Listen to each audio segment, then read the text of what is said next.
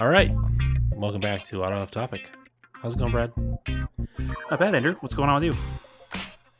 Not bad. I was just cutting you off. You're talking about driving the Cressida. Taking Yeah, a cool car to work Friday. yeah. We decided, a few of us that have cars that are older are going to drive them to work tomorrow. But then we look at the weather, and we kind of all were like, maybe not, because it's going to be hot for the ride home. But then I figure if I do bring it to work tomorrow, and they don't, I can make fun of them for wussing out. But if I don't drive it to work tomorrow, and they do, they'll probably make fun of me for wussing out. Yeah, So yeah. I'm just gonna suck it up and do it. I think the Got a real conundrum the there. no air conditioning 110-degree drive. Whatever, it's fine. You'll be fine. It's on the way home. You'll be sweaty on the way home. Yeah, on the way in it'll be beautiful. It'll be like 80 degrees and perfect. Yeah. So, and then the way No, home it'll just no, be windows down and breezing my hair. Life will be good. yeah. Every once in a while, I like to drive one of the cars to work. Yeah, you can't do it all the time. That would be No. ridiculous unless you had a daily driven vintage car, which is entirely not a bad choice if you make that choice. I have in the past daily driven vintage cars, and I may again in the not too distant future if I decide to go through with fixing the nose of the Volkswagen and throwing it up on Cars and Bids because they're selling for ridiculous money right now. So Yeah, yeah, yeah. And then it's just like we're back to pre-pandemic traffic levels here in Boston, so it's not it's the great. same here. It's the same here. I've been so obviously we talked about my new job last week on the podcast. Yeah. So I've been experimenting the past 4 or 5 days of work with ways to get into work that don't involve driving on the 17, because I don't want to drive a vintage car on the 17 during rush hour, because it's just danger. Like Yeah. insert the Simpsons meme sitting on the bus, laughs I'm in danger, because people just don't pay attention. And I mean, I literally watched a guy next to me in traffic get rear-ended at like 75 miles an hour the other day, like at 6 feet from me. Like I watched the whole thing happen. Like I don't want to be in an old car and have that happen. So the 17 is just an absolute nightmare of a road, and it goes through some less desirable areas with some less desirable people in some less desirable vehicles. So I just try to avoid that part of the commute in general. So I found some end around ways that will keep me out of traffic. So anyway, life of an old car, right? Yeah, I usually split my office days, work from home days, but because of the holiday this week, I did 3 days in a row driving in, and it's been horrible in and out. I mean, I'm in a modern daily car or a car that's modern enough that I'm not as concerned about it. I don't mind as much because it's built to survive that kind of an impact. God forbid it happened. Oh well, this is the thing. We're just going stop and go the entire way, so nobody gets fast enough to really. They might bump into you if they're not paying attention, Right. but nobody would slam into me at 70. Yeah. Well, that's what you would think would be this as well, but there was a big enough gap that everybody accelerated to normal traffic speeds, and then we all stopped, and then one person decided that they were done paying attention and did not stop, and they took a fairly new 5 series and made it about the length of a 20-year-old 3 series by driving into the back of it. So Yeah. it wasn't pretty. Like parts rained down on my car from the cars in the accident. Like it was quite frightening, and one of those sobering experiences where you're just like, I'm glad I'm not driving a Dodge Colt today. So I just try to. It's all about mitigating risk, right? Like you can't live your life scared.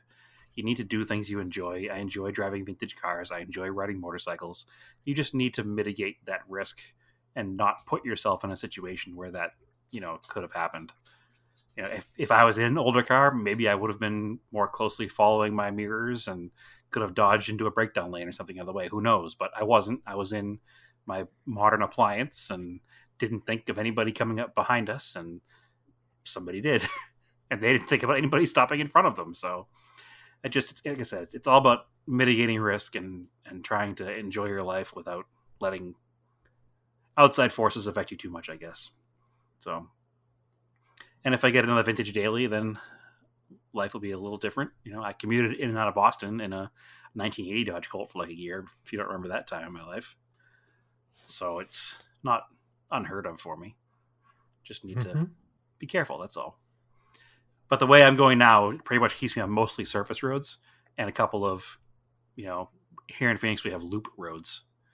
They do a complete circle around the metropolitan area, the 101, the 202, and the 303. So those roads out where I'm working are less trafficked. So there's no stopping on those roads. You just drive till you hit your exit and then take surface roads the rest of the way home. So anyway, that's very localized news, but that's my philosophy on driving old cars in traffic. Mm-hmm. So speaking of old cars, I did a bunch of work actually on stuff. Yeah, Project Car Updates Andrew. That's the title of this episode. Andrew, Uh-huh. Project Car Updates. So, Brad, so I talked about has been lazy. Yeah, I got those Moretz headlights. So for the G20, which are dual round conversion Correct. of the sealed beam. Well, they're not sealed beam. They're glass lenses. They're the opposite of sealed beam. Um, They're like an H3 yeah, style. 9,000 force actually. Okay. Um, yeah. So I didn't look into them that much when I bought them, and I didn't search any forum threads or anything about them because they just said they fit a P10 G20 or Premier, which is the same car. We thought. I thought. um, Interestingly, so it turns out some of those Premiers were built in England. So they have like English VINs. So they start with an S. Yep. Other ones were built in Japan, and the G20s were built on the Japan line. So you've got that's what makes they're like very European. So you've got like a European version, and then European version built in Japan, sold here. Okay. Apparently you can get, or they come with, the higher models come with what they call in the community a dual headlight, but it's not actually a dual headlight. It's just the single glass enclosure with two headlight bulbs in them, so a high and a low. Yeah, so Kind instead of of like the being way like a the Blonde is set up. yeah, I was gonna say, so instead of being one bulb that is high and low both, it's two separate bulbs, an outer and an inner. Yeah. And then I guess like a base model 1600, because you can get a 1600 version overseas instead of the 2 liter. Okay. Comes with just the single headlight bulbs. Like the So the American ones. Moretz came, yeah. So the Moretz came with an extra relay, so that you now power your high beams through the inner headlights of the dual rounds. Well, that's cool. So they But came with a part to convert them, so that they knew that they'd be going into cars converting from a single bulb to a dual bulb. yeah, Cool. so that's not a big deal. I can figure that out. What I didn't realize when I bought them, like it didn't dawn on me that they were H4 conversion, and I didn't have H4 connectors in the car. But it's super common in the Volkswagen world, Mark II, Mark I's. My Audi From 4000, I converted to H4s. Yeah, So and you just same buy the same setup. harnesses on Yep. Amazon. They're like Yep. They're cheap. $5. I remember I did that in my Um, car. God, that was probably what 2008, 2009, 2010, yeah, whenever it was. Probably 2010. I did that conversion to the Euro spec headlight lenses or headlight assemblies in my Audi 4000, and it was the same swap. basically, I found some forum threads from like 20 years ago on G20.net. They were like, these things don't fit without a lot of work. And I was like, cool, that's weird. They're like buried threads. Like they weren't like the first result in Google, but it was probably because they didn't come with like any type of wiring, maybe early on, and now these do. And I don't know, Okay. maybe people didn't have access to the wiring diagrams for some reason. I'm like, this isn't that big deal to like wire this in, because you can clearly, the battery's right there. You can hardwire the relay to the battery, and then you can wire your trigger wire for the relay to the high beam on the adapter harness that I bought. And that way, when you pull the lever in the car, it'll turn on the high beams. Because now you've got two glass headlights with two H4s in them, or one each, I should say. It did come with connectors for those, and then you just got to wire them in. And then, interestingly, in the way these glass lenses are set up, each one has a city light in it, which is cool because the car has a factory city light. Like when you turn the parking lights, it's kind of like a Volkswagen thing, and Yeah, that's like a European that's thing. a very European thing for sure. Yeah. Um, and it's weird because like the way they set them up, only the outside lights had the two wires sticking out of the bracket, so you could wire it up. But the inside lights, which are identical, they're like stuffed inside the bracket. So I'm getting a little ahead of myself, but I modified the bracket and I just drilled like a half-inch hole and stuck the wires out. So I'm going to build little double wiring harnesses so I can hook those up. So I'll have two city lights in each headlight bulb. Not two, but One in there's each. two, Yeah, two one total. for each. Um, so I bought, because they're 194s, I bought LED 194s, but I found ones that were warm light, not white light. So they should look like So it'll incandescent look like an incandescent, 194s. but it won't draw much power. Yeah, because I'm going to run four now instead of just two on each side.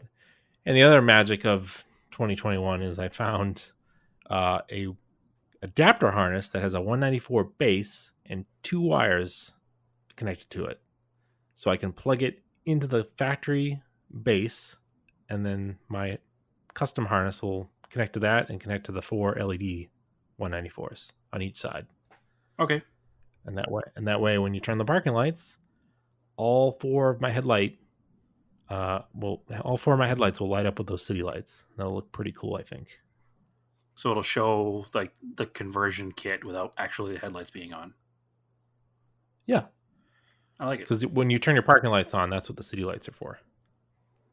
They just light Cool. up the headlight housing, but not like enough to be the headlights on.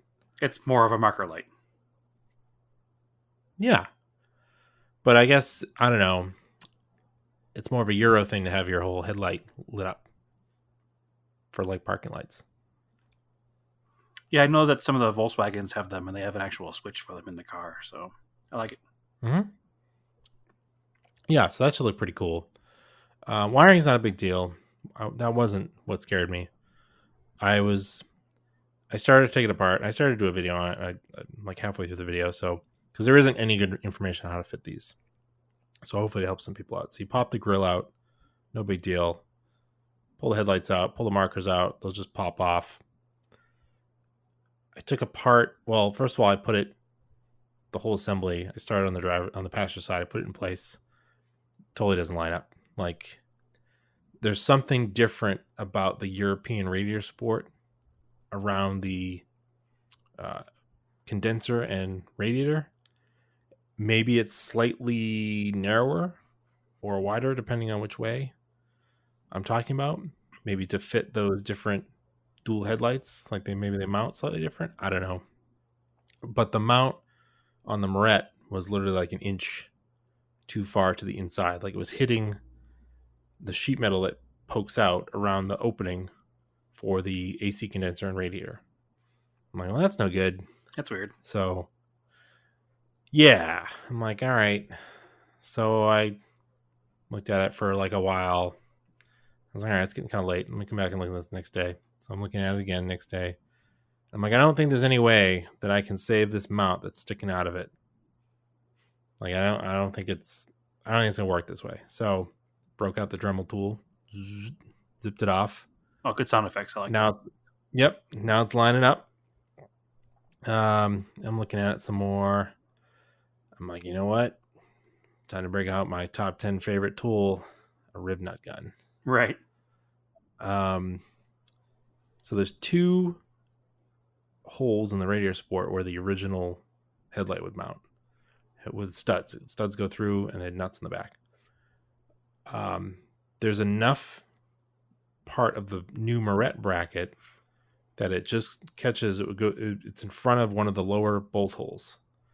So I made a mark, put a rib nut facing with the long part facing towards the radiator sport, and then using the long bolt that came with the kit, it bolted up. And I was like, sweet.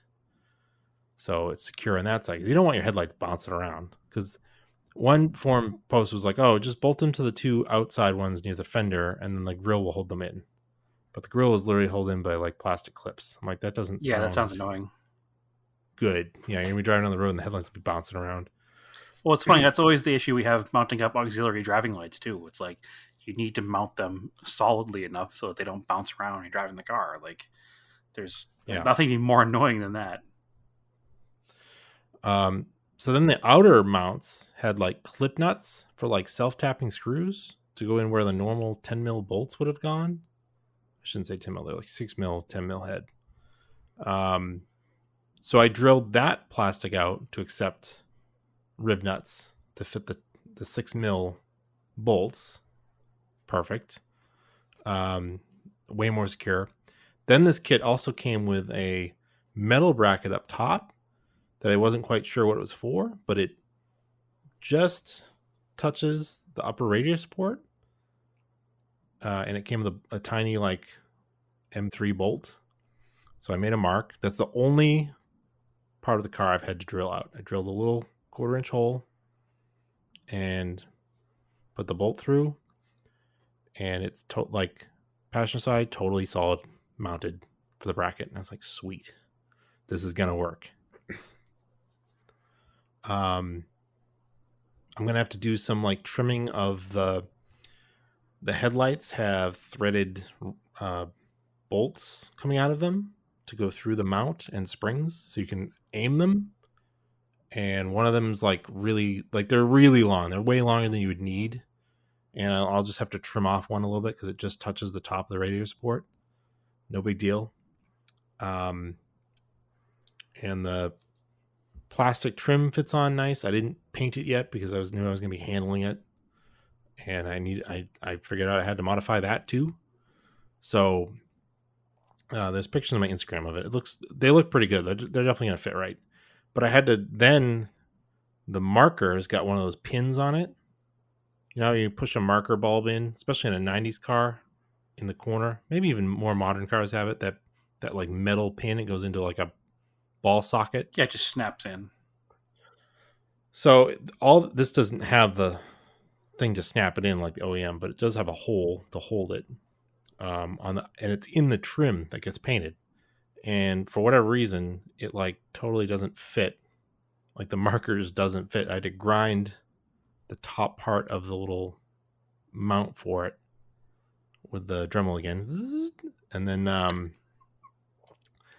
it lines up perfect. It's great. I'm like, it looks so good. The only other thing I'm gonna have to trim is there's these little eyebrow pieces that go under the factory headlight that are body colored, and it actually tells you in the directions. This is one of the parts. The only part of the directions that tell you what to do is where to trim that. It lines up. You follow the marker light line down and transfer it to this plastic piece, and that should trim nicely with the Dremel tool. And I'll do that before I paint everything, because if it needs to be touched up with paint, I can do it all at the same time. And it's Killer. just this little tiny little painted piece. It fills in under the turn signal, and it should look pretty cool. So I was really happy that I was able to figure that out. I like it because I remember you sent the picture and you're like, "Well, that's not going to work," and I was like, "Oh no, that sucks." But then we didn't talk about it anymore until the next day when you were like, "Oh, never mind. I think I got this figured out." So I think the right move was to walk away and go back to it later. Yeah, I was like, these gotta fit. I mean, they're so close. I just couldn't. I was like, I don't know how to do it yet. You just I got to make figured it it out. work. So now I gotta do the other side. Um, I'll try to record the other side because I was engineering the other one as I went. Because I know I'm gonna post pictures of them and people are gonna be like, "How did you mount those?" And it'll be easier to just go look at this video and I'll tell you how. And it won't really be like a how-to exactly, like step by step. It'll be like, all right, I did this and this, and this is how it works. It may work for you, maybe it won't. Like, you don't want to give away all the secrets because then everybody will have Murat headlights. Well, I don't think they will because they're still expensive. I know. I'm just making a. But that is part of the thing that a lot of people don't have them because they're number one, they're expensive. Number two, apparently they don't fit. They're not a direct bolt on. And then wiring scares people. But it's Yeah, you need literally to think a like, little outside the box just to make them work. yeah. But I mean, the wiring. I'm like, the wiring is like the easiest part because I have the wiring diagrams to look at because that's Yep. all online. And even without it, And I it mean, it came shouldn't be with too hard to figure out what goes where as no, far as that goes. no, no, and it came with the relay I needed already, so Yeah. it's Shouldn't not be a much big different deal. than wiring up auxiliary lights at that point. Probably even less because you don't have to run wires back to the car. It's all just changes at the headlights. Yeah, yeah. I'm all I need is the reference to close the relay. I'm gonna grab that from the adapter harness. I'm not even gonna cut into the factory harness in the car, which is cool. Yep. Completely reversible. Yep.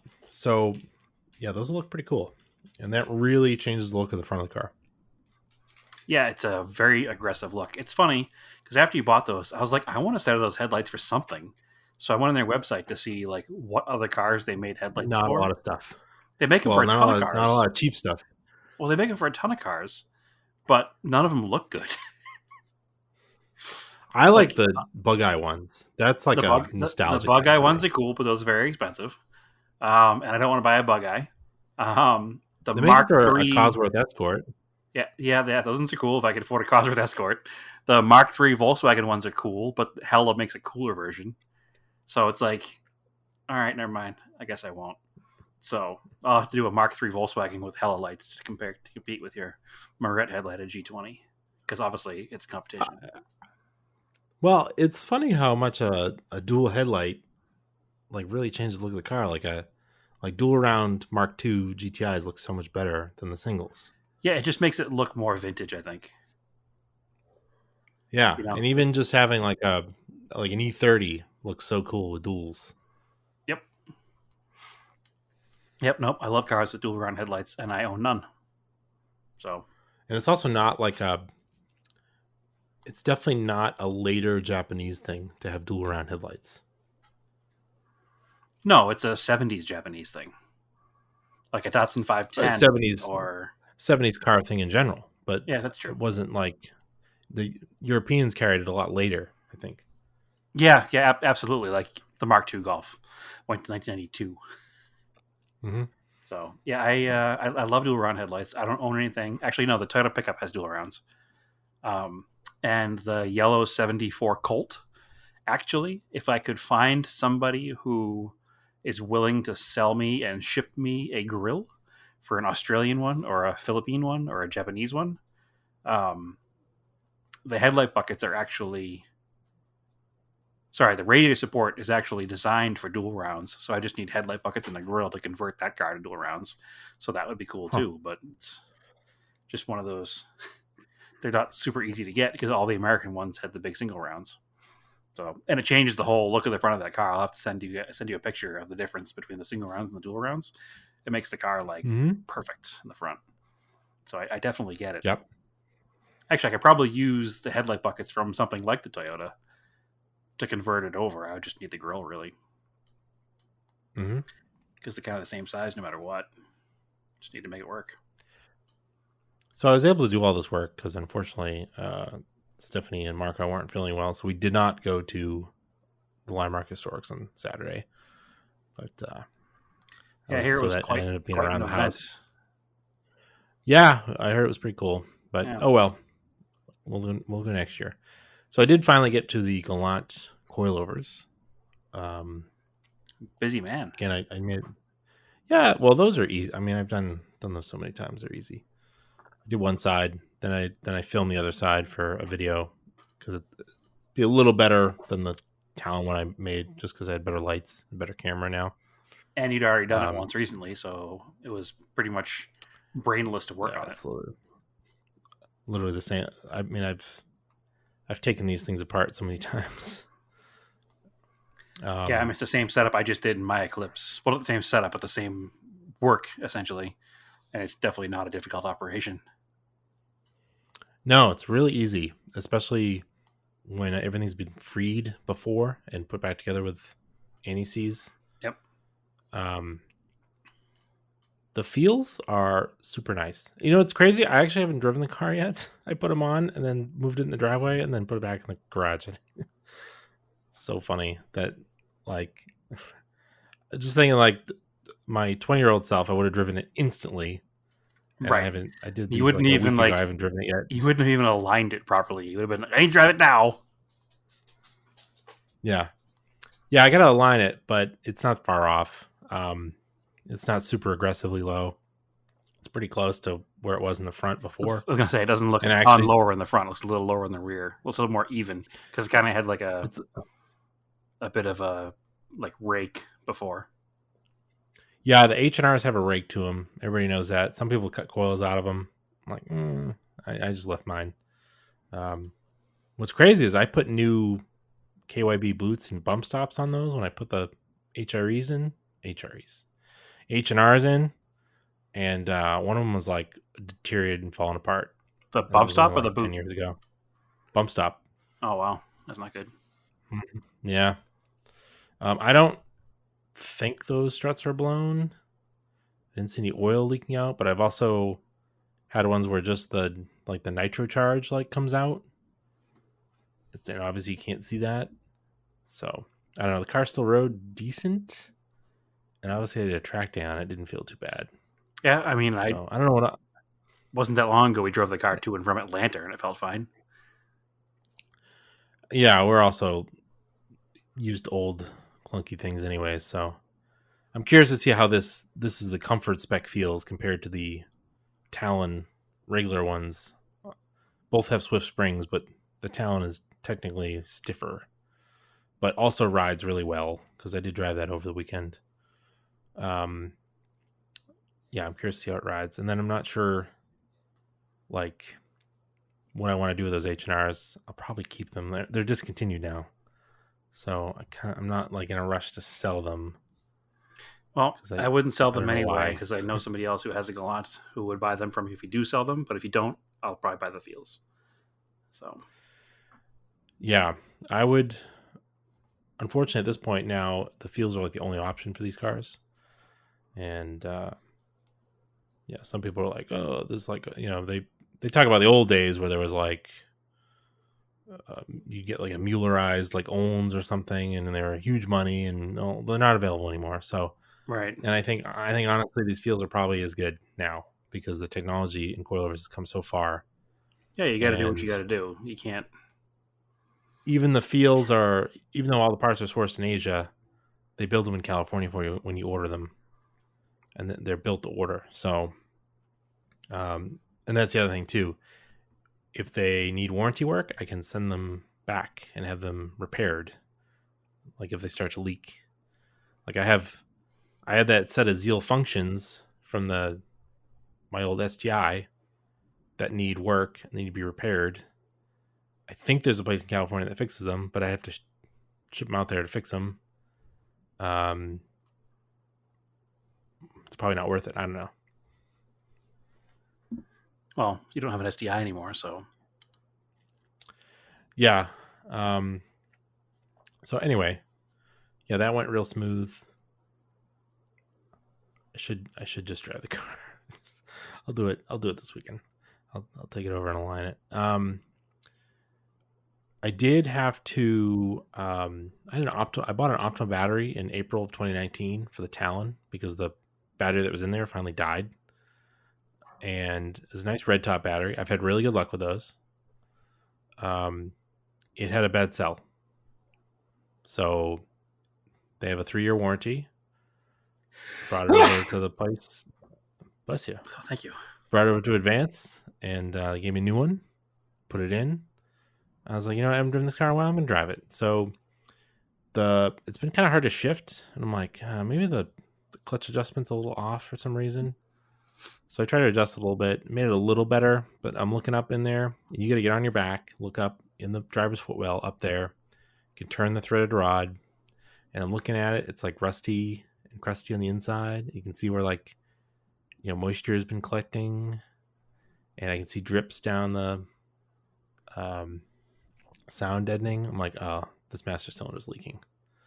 Which now in September of 2021 is 20 years with that car, and I was like, well, I've never put a master cylinder in it before. I'll I'll let it slide. Yeah, I don't think have we ever put a master cylinder in any of our DSMs or Galants? I think you did in yours. I feel like you did. I thought I just did the slave cylinder. I've definitely done a couple of those. Um, so I actually ended up buying both because I'm like, it's such a simple system. And I went on Yeah, Rock you might as Auto, well at that point. and I was like, I wonder what these cost. Because if they're like super expensive, then I'll go look at a OEM one. And I go on Rock Auto, and they had exity ones, which are probably the OEM maker. It's either that or Luke, because exity definitely makes OEM clutches. Because I've gotten OEM clutches from Mitsubishi, and they have exity stamped on the pressure plate. So I was like, well, let me try these exity ones, and it was $20. Yeah, you And the might as slave cylinder well was at like $20 for $10. the I was, main brand. yeah, I was like, all right. So those are on the way. Probably a bit of a pain to change, but I'll do it.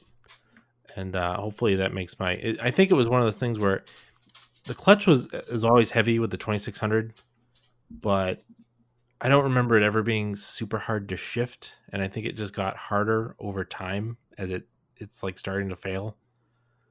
And then I took it for a ride down to Rhode Island on Sunday for the Revival Donut Meet, Right. and once you're up and moving and going, it's fine. But then I got stuck in traffic coming back, and it was like, can I get this into first? Because it was stop and go traffic through Boston, and I was like, I just want to get this thing home. Sunday morning I didn't expect stop and go traffic. So anyway, that's all my project car stuff. That's a lot of project car stuff. How was the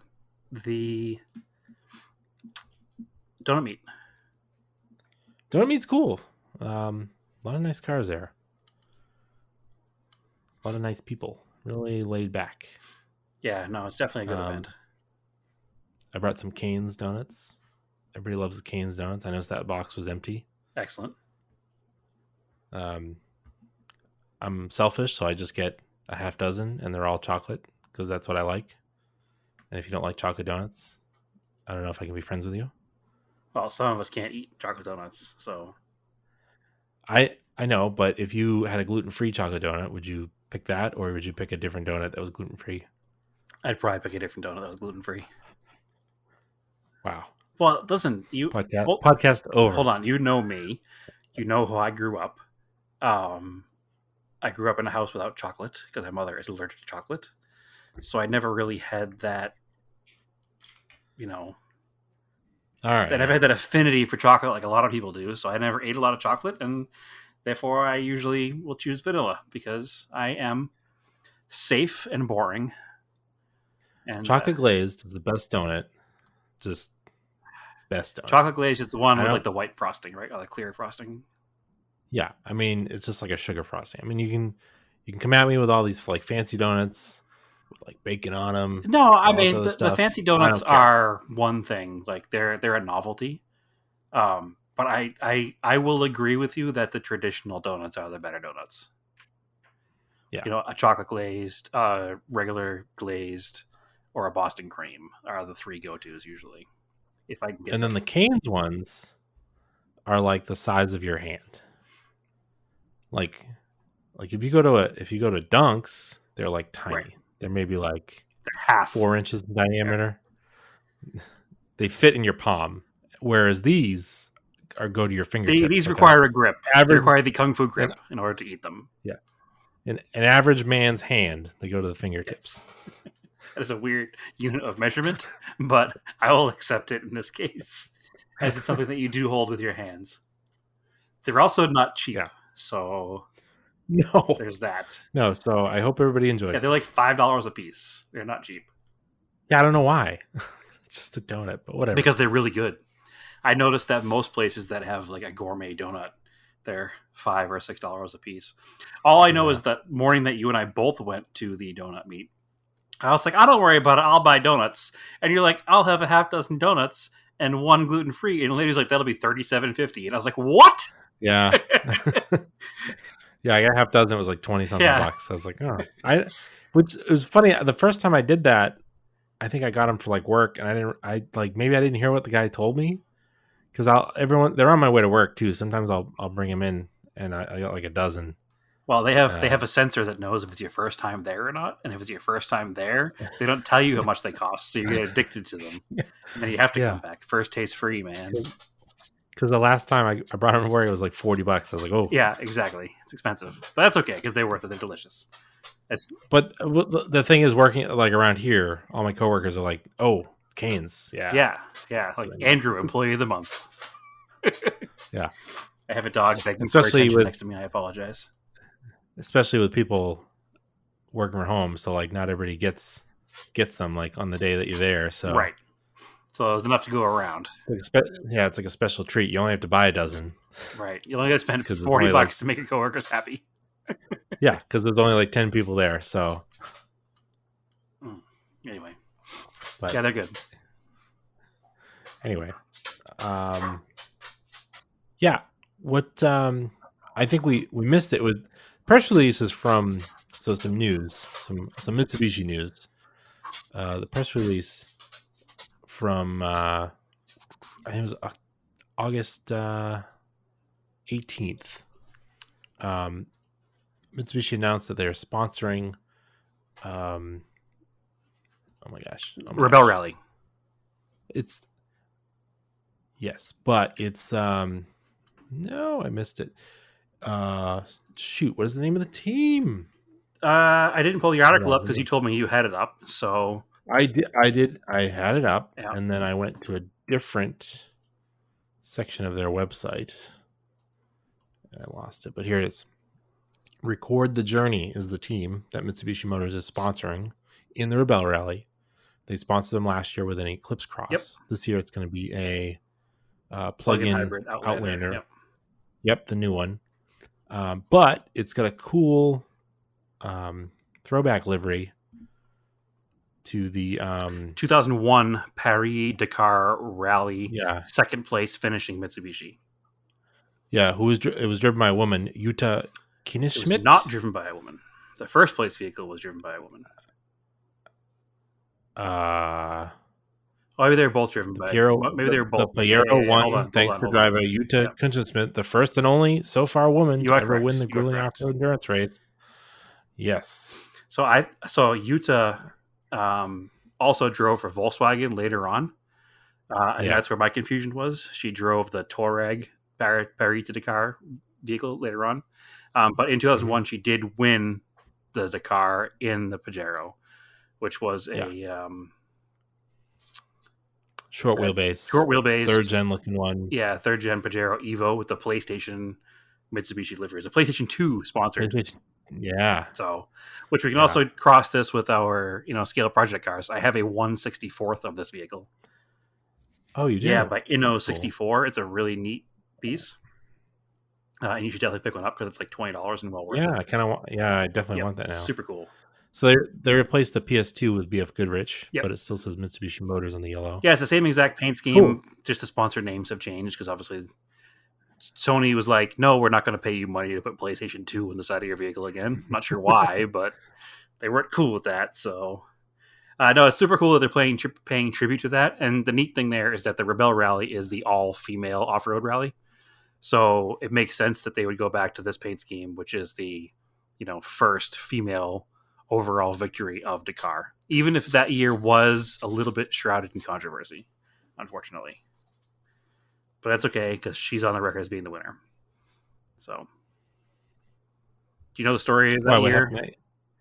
No, I don't. So, I don't remember the name of the sponsoring body. It's not FIA.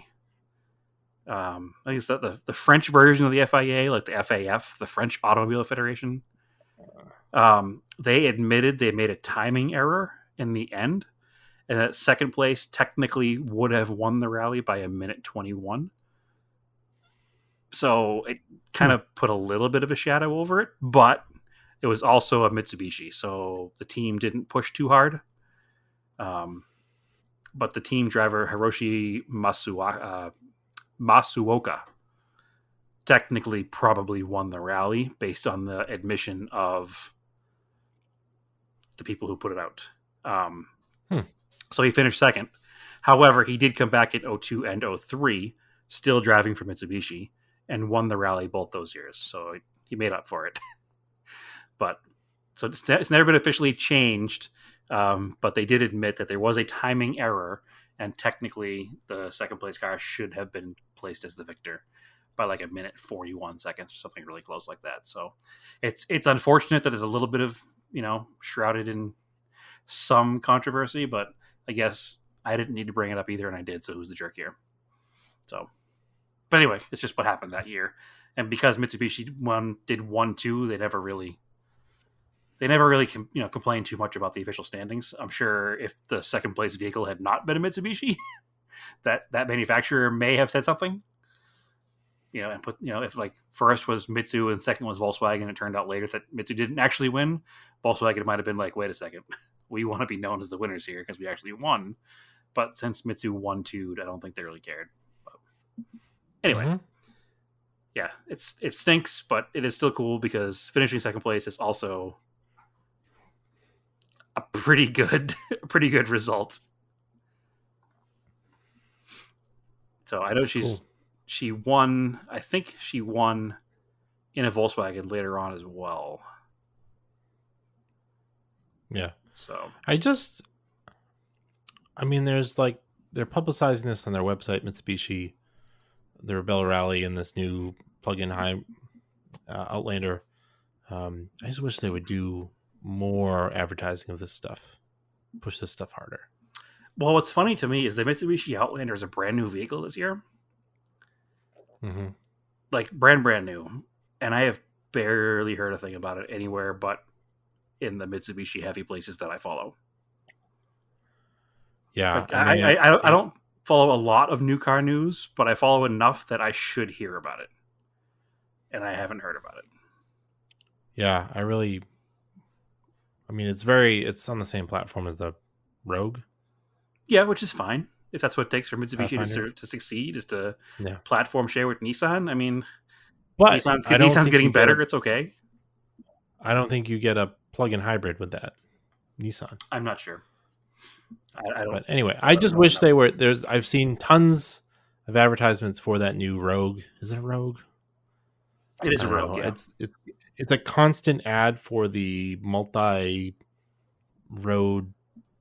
version thing that it has. That's like really dumb, stupid gimmick. Like, here's an off-road mode and an on-road mode and a sport mode and I don't know, whatever sells cars, I guess.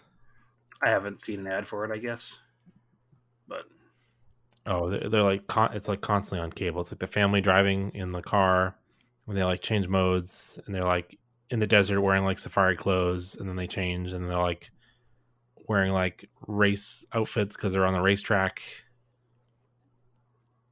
Yeah, I don't know. I know that the Nissan Rogue is an uglier version of the Outlander. It kind of looks like a Kia in the front. Those weird. My point is, this livery on this Outlander looks really cool, and if they got really cool footage of it doing cool stuff during the Rebel Rally, that should be their advertising campaign. Thank you very much. I'm excited to see it. To my TED Talk. The only problem with that is I'm sure the Rebel Rally version of it in competition won't have like stock suspension and wheels. It'll probably have, at the very least, a smaller diameter wheel and bigger tires. So someone at Mitsubishi will say, we can't use that because that's not the car we sell. No, you've never seen a friggin' ad for a car before where it has like non-standard tires or the little tiny words at the bottom of the screen when the car is like ripping through the snow and it says car equipped with snow tires. Like, it doesn't matter. I don't know if I've seen that recently or not. I feel that would be the reason we wouldn't see it. That definitely happens. No, it doesn't matter. I guess I don't pay attention anymore, but it would be cool to see that, yes. Because it is really cool, and the vehicle's very square, so that throwback livery really works on it. Yeah. And I really like it. But sweet. That's all the new car news that's fit to print, because everything else in new car news is terrible and awful. It is. I don't know any other new car news Yeah. right now. We There was only some new know about Porsche, I that think, because it right? has A a race throwback car. thing in it. Yeah, new Porsche news, exciting. Next, moving on. I don't. Yeah, I don't know anything else. I'll tell you what. I work in a place now where Porsche is like the religion, and I've learned that I don't know anything about new Porsches compared to most people who are into cars in 2021. It seems to be like, if in order to be a car guy today, you're supposed to have knowledge of every iteration of Porsche available and know like every color that's available in paint to sample, and you're supposed to know what the difference between a 991.1 and 991.2 are. Um, but I have to say, and I don't feel bad about it, I don't care to know any of that stuff. I don't. It Yeah, doesn't. I don't care It either. doesn't mean like, hey, it's a 2021 Porsche. Cool. Next. Like, I don't care that it's a 991.2 anniversary 7-speed manual with, I don't know. I can't even tell you what else they have because I just don't care. I But saw I know a that I 718 in learned traffic. I learned that a 991.2 anniversary with whatever color blue with alternating yellow and blue stitching is a one of six made super special car that I probably should have already known about but don't somehow. So it's just funny, and I think it's part of the disconnect between us and the modern car guys, I guess. It just doesn't. It's different being a car guy in 2021 if younger, I guess, than it is when we were younger. Yeah, Because to me, new Porsche go burr. yeah, I just don't care. And it's not that they're not great cars. I'm sure they're fine. I just don't care, and I don't understand. I don't know. Maybe it's because ever since I've been an No, I adult, would want one. I do want one. I just don't obsess over all the models. I'm like, all right, which is right? the If I was cool one? buying one, I'd look a little closer. But they're so far out of my price range that I don't even think about. Like, a base model Porsche is not a $60,000 car; it's $130,000 now, or whatever they cost. I don't even know that answer because I don't know shit about Yeah. Porsches. And I wouldn't even be It's buying. just funny how I'd buy outside not. of it's just funny how outside of the knowledge I am based on what I'm seeing everybody else have as knowledge for these new Porsches. And these people don't own Porsches; they just know about them. And No, I don't get it. I and in actuality, I would want a 20-year-old one. I want a 993. So Yeah, exactly. And for the that money shows you what pay I for a know. new one, a new Porsche 911 starts at $101,000. So to You can buy a me, 993 for 60 grand right now, which still they're going way up can you buy one for that kind of money? depending on what it is. Yeah. Yeah, I don't even see. I guess I don't even know old Porsches just because I don't care. Yeah, They're just so far out 993. of my So purview. Like, I know about sorry, no, no, no, 944s and sorry. 924s and Boxsters. See, I'm already messing up. I don't want a 993. I want a 996. I want the first, the water cooled. Those are 20 years All old. right, so you can buy one of those for 30, 40 grand. Yeah, that's what I'm talking So, about. all right. See, but and I That's can a get cool car. behind. I can get behind an interest in that because they're still attainable. I guess it's one thing you could reach for. And listen, I guess you could consider 100,000 car attainable. I guess maybe if you're really into eating ramen for dinner, I could probably make it work. But I just don't. I don't know. I don't get it. Sorry, unapologetically not into new Porsches. What's the 718? Is that Cayman? I saw one in traffic today. That's a good looking car. Yeah, those are fine. Again, they're less expensive, so they're kind of on my radar. But the fact that you called it a 718, like, I get Is it. it a 718? I don't know. I'm just saying, like, it's a Cayman. It's not a number or anything. The car has a name. It had a number on the back. That's It all it shouldn't had. have. It should have said Cayman. Like, No, it said Porsche 718 on the I'm not back. I'm not saying that it's wrong. I'm just saying that it's wrong. Like, it shouldn't have that. The car was given a name. It's not like you'd buy a BMW, a 1985 BMW 325i, and put a badge in the back that said E30. I think that's where my problem lies. Like, the enthusiasm for it is, it's almost, you have to really want to know what you're getting into to not be gatekept by the enthusiasts who call it a 991.2/6.4 7 speed. I don't think I care enough to know. And I'm sure that in the past I was talking to somebody about a So Galant Porsche as an calls them E39A, and somebody was like, "What are you talking about, no. So E39A?" Like, just because I know it doesn't so mean Por- anybody else has to know it. Like, it seems, Porsche calls them a 718 there, but they Chief. do because their fan base does. I think they just call them that because Nah, it's I think if the 718. fan base wasn't like, I need a new 718.2/4, that Porsche wouldn't be like, yeah, ha ha ha. Like, Porsche never called the 993 a 993, they called it a 911. Yeah. They don't call it a 991.1.2, they call it a 911. So I don't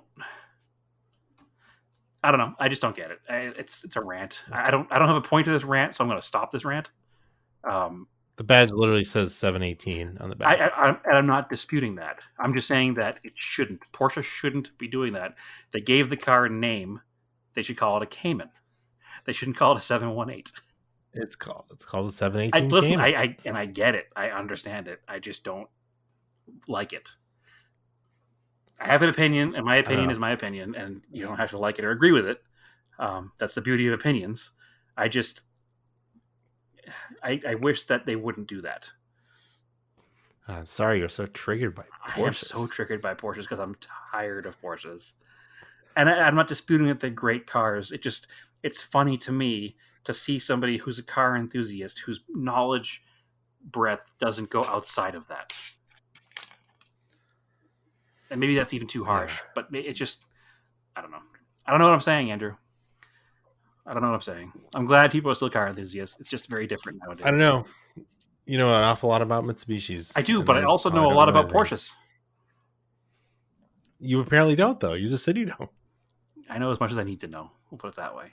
I just, I don't know. You're right. I do know a lot about Mitsubishis, but I also know a lot about other cars.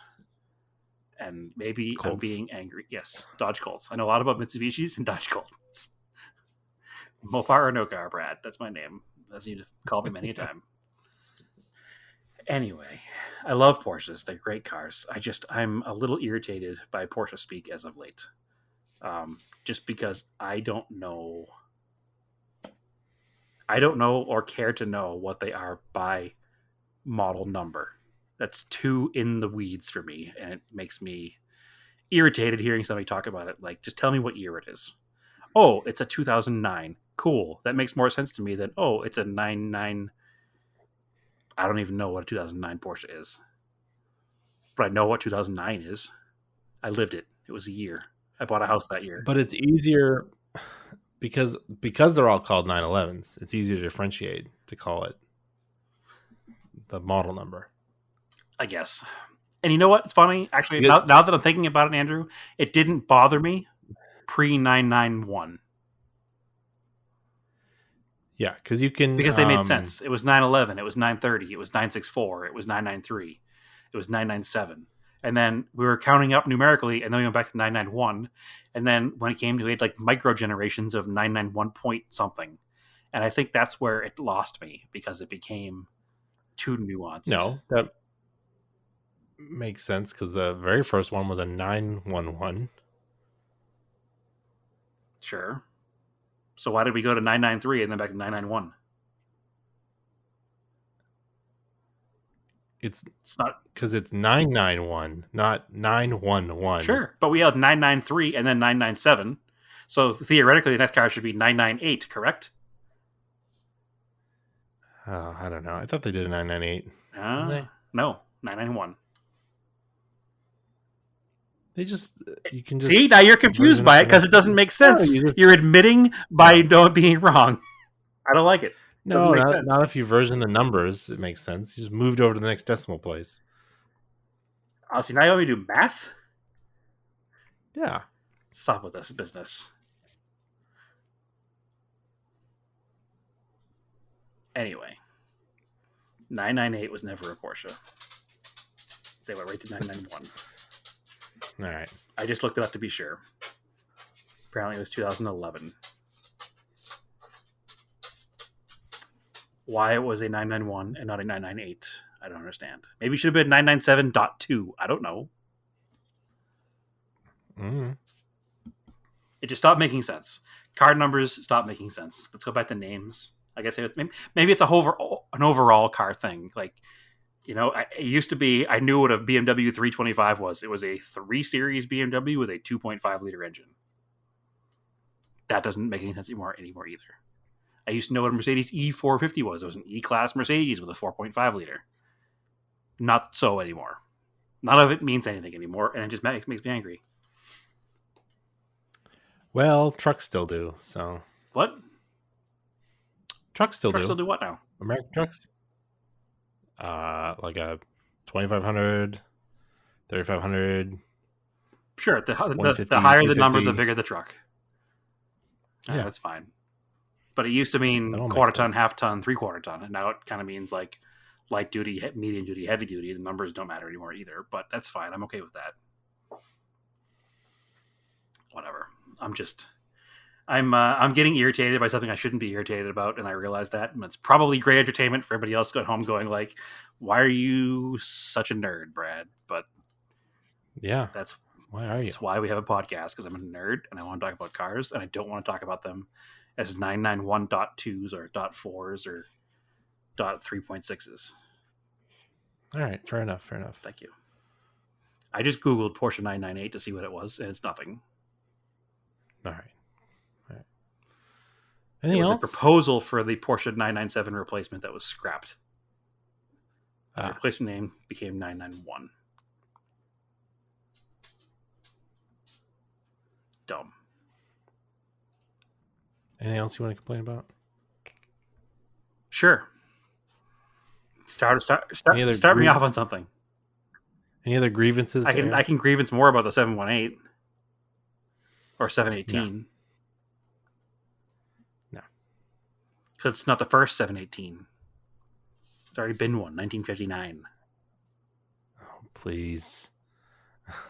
So now when I'm Googling parts for my 59 Porsche 718, I'll come with parts for new ones. All right, Grandpa. Time to go to bed. Just like my BMW 2002 could never find parts anymore either. Full disclosure, I don't know any of those cars, but if I did, that'd be my complaint. Sure. Anyway, I don't know what it is. I'm all fired up about it, and I shouldn't be, but I am. So, Hey, speaking of throwbacks, sure. GT7 trailer dropped today. Oh, is that a Porsche thing? Nope. I know, it's Gran Turismo 7. Yeah. With all Well, like they should have called it Gran tons of, Turismo like 90s cars. 6.2, I think. The trailer was really cool. I mean, remember there was GT GT3 Prologue. A-Spec? Yeah. Yeah. Prologue. It is funny that we're already at Forza 7, and Forza came out years after Gran Turismo, but Gran Turismo takes so long between iterations that they're only on GT7. Yeah, I'm like, So here's my thought. I didn't like 5. Here's my Gran Turismo thought, and this is probably also going to irritate myself. PlayStation and Xbox are competing platforms of video game systems, correct? It used to be that you could buy both of them for $150, $200. So if there were games on both of them that you wanted, it wasn't the end of the world to have to buy two systems. The problem is now they're $500 to $1,000. And I don't want to spend $500 to $1,000 for a system to play one game. And the problem is that with a Xbox, it's basically a gaming PC. Correct. And most of the Xbox games are also available on PC. Exactly. So I I have Why? a Why do you get one? Like, I don't want to get stuck in the PlayStation ecosystem anymore. right. I would really like to play the new Gran Turismo, but I'm quite certain they're not going to release it on PC because No. it's Sony product and they're gonna want it only for the Sony PlayStation. And also, I've been so disappointed since GT5. I haven't wanted another Gran The Turismo game. trailer for GT7 makes me want it quite badly. Yeah, It but I'm like, really hit I'm you. only It got. really hit you in the nostalgia because, like you mentioned, it showed all the '90s cars, like the Mhm. Castrol Supra, and it showed it, sideways around Trial Mountain, Trauma. and like that was like late youth, like early 20s, like drifting cars around Trial Mountain was life, and I just want to do that again, but I don't want to pay $500 to $1,000 for a PlayStation for one game. And there's so Right. many options um in the simulation world. Like there's so many options on the PC. From You can play Forza on the PC, you can play Assetto Corsa on the PC, you can play, what's the other one? There's one more. Um, Project Cars, I think is the one. No, there's no simulation one that's up there with Assetto Corsa. Yeah, I Well, don't. regardless, But the regardless, there's so many options on the PC that I don't plan on ever buying another video game console. I'm just going to buy a video game PC and play it in my computer TV yeah, screen because it just makes more sense. So the fact that this Gran Turismo trailer is dropping and it looks great and I'm super into it, it's a little bit disappointing because I'm never going well, to I don't own know it. how they're gonna. I don't know how they're gonna compete with um, like Forza Horizon, because that's like what the kids are playing. Yeah, it's boring though. It's boring to us because we don't like that stuff. But Well, when you're 12 to like 15, an open world driving game is way cooler than a racing I, game. I, I think the blurring of the lines between a simulation and an arcade game, which is what Gran Turismo and Forza always did. They weren't full simulation games. They were accessible simulation games, I guess you could kind of call it. Like they were easy enough to get into as a casual gamer, but they also were simulation enough to satisfy a serious car nerd. I think that line kind of is gone away, and we're just gonna need the arcade game like Forza Horizon and a simulation game like Assetto Corsa. I think that's Yeah, kind of where we're at. I but don't. like Forza 8's been delayed. Like they were on an every other schedule, and now they're Right, not. The Horizon's coming out before it. right. Um, yeah, and then like end of life for Forza 7, they They already announced. announced it. Yeah, it's not good. So that's, well, they don't mean like, they just mean like they're not gonna. Nothing new is coming out for it. Yeah, nothing new is coming out for it. No more expansion. So, um, I don't know. It's like kind of annoying. Yeah, I I guess it's kind just of do like want. anything in life. Everything gets better and more expensive, and hey, we're a car podcast. The average new car is $35,000. All When right, I wasn't going there with when that. I was just so going to talk so about so video games are specific. $500. Like, when did this happen? I don't know, but we're just priced out of the market, I guess, and I mean, not really, but I'm just, we're I'm priced. just We're, saying. we're It just, comfortably priced out of the market. Like, yeah, we could both buy a $500 console, but also at the same note, both of us have better uses for our $500 than a new console. yeah, because the problem is I only want to play. It's just going to be a PlayStation machine, Gran Turismo a machine. Gran Turismo Yeah. machine. And that's all I want to play on it. And then, like, I just wish, like, there's certain tracks that are in Gran Turismo I wish were in Forza, but they're not, like Scuba or Yeah, something. or the fantasy tracks that we Fuji grew up with, Circuit. like SSR5 Yeah, and Trial Mountain and all the other Gran Turismo exclusive tracks that were designed for Gran Turismo. Basically, Trial Mountain is the most important one, but whatever. yeah. I guess I just boot up the old PS2 and play some GT3. Although it is coming out for PS4, so you could get a deal on a PS4. Yeah, but it won't look the same. It won't be as good. And if I'm going to spend I mean, $300 on a PS4, I might as well spend $500 on a PS5, right? it'll look marginally, like, you won't be able to tell. Do you play games in 4K? Only, Andrew, exclusively. Yeah, yeah. I can't tell the difference. I do not. I'm just thinking that the processing power will probably make it look a lot different because I know, like, for instance, not a simulation game by any means, but I had the latest Grand Theft Auto game for the 360, and I had the latest Grand Theft Auto game also for the Xbox One when I upgraded, and it looked significantly better on the Xbox One. 20 years So ago. I'm just saying it was the same game on two different consoles, and it looked much better on one than the other. And it wasn't 20 years ago. It was like 5 years ago, 6 years ago. Somewhere between 5 and 10 years ago.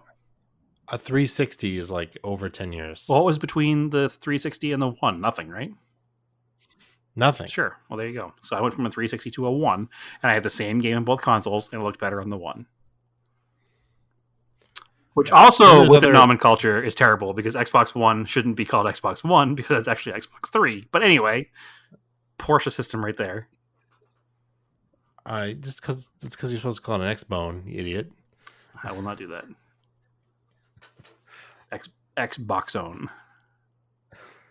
Whatever. It's. I have the latest and greatest Xbox, kind of. Actually, is there a new one yet? There might be. I don't even know. Yeah. What happened to me, Andrew? When did I get so old? I don't even know what the latest video game system is. Xbox X. So Xbox 10? So it went Xbox 360, Xbox One, Xbox 10. Yeah. All right, excellent. Now, that makes perfect logical sense. I totally understand.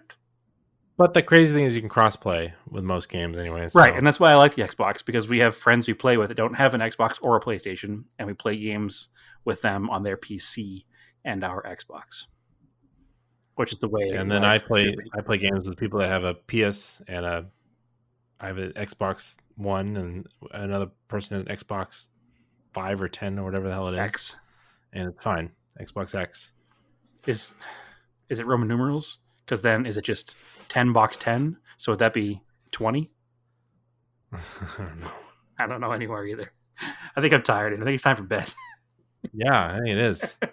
You're grumpy over here. I'm not grumpy. I'm just fired up. I had an Angry. interesting day at work that we can talk about offline, but I'm all fired up. All right. I think I'm going to call that a podcast. Good plan. Yeah. All right. So as always, Cars Analog, aim for the roses.